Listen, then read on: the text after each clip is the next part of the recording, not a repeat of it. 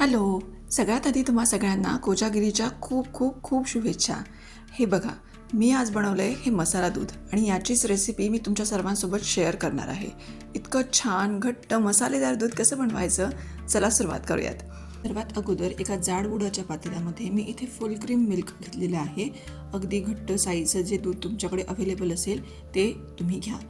मंद गॅसवर हे दूध गरम करायला ठेवायचं आहे. जसं आपलं रोजचं नॉर्मल दूध गरम होतं त्या प्रकारेच हे पहिले गरम होईल आणि त्यानंतर याला हळूहळू आपण आटवण्याची प्रोसेस करायची. अजिबातही घाई करायची नाही आहे. अगदी मंद आचेवर जितकं तुम्ही याला शिजवाल तितकं हे छान घट्ट आणि मलईदार होईल.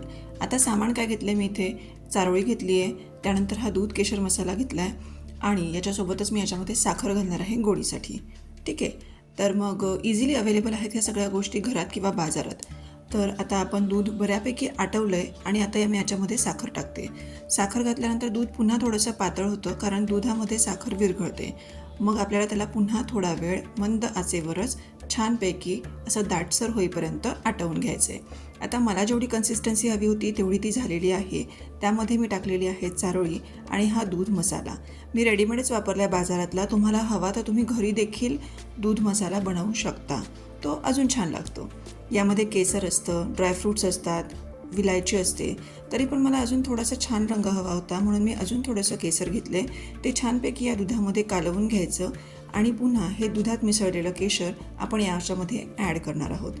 आता इतका सुंदर रंग आला ह्या दुधाचा आणि अशा प्रकारे अगदी कमी वेळात झटपट आणि छान घट्ट मलईदार मसाला दूध तयार आहे.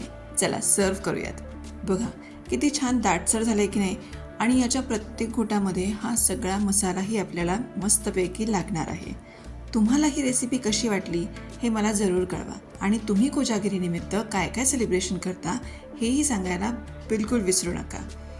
दरवर्षी मी अशा प्रकारे झटपट छान पटकन तयार होणारं असं हे मसाला दूध बनवत असते. ही रेसिपी तुमच्या फ्रेंड्स आणि फॅमिलीसोबत जरूर शेअर करा. माझ्या चॅनलला नवीन असाल तर लाईक आणि शेअर सबस्क्राईब जरूर करा. Thanks for watching. बाय.